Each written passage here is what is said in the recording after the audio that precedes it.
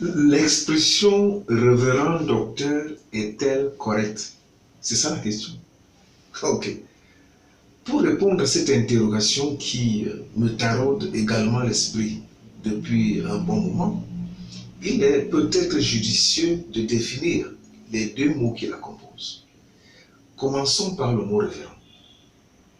Révérend est un titre d'honneur qu'on attribue à des personnes dignes d'être révérées, j'allais même dire vénérées.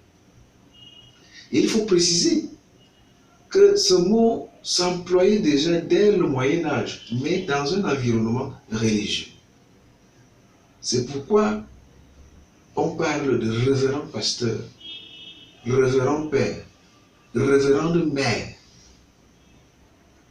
Quant au mot docteur, il désigne celui qui est promu dans une université au grade le plus élevé d'une faculté quelconque. Ceci étant dit, l'on peut se poser la question de savoir à quoi renvoie l'alliage des mots révérend et docteur. L'un supposant un cadre religieux et l'autre étant un grade universitaire. Par ailleurs, pourquoi ne fait-on pas pareil pour tous les grades universitaires?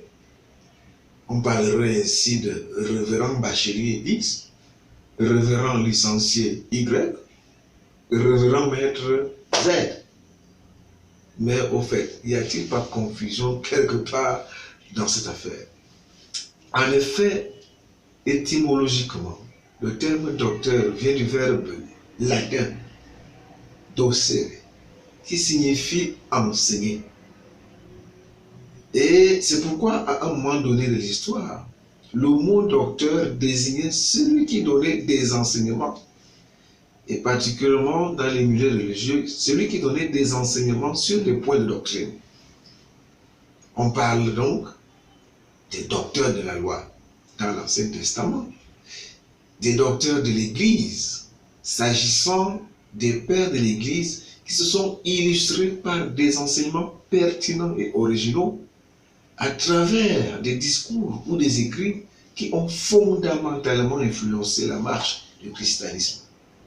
On peut citer Jean Chrysostome, Saint Augustin et bien d'autres qui, par leur apport doctrinal, moral, spirituel, auraient, à mon avis, mérité qu'on les appelle révérends docteurs.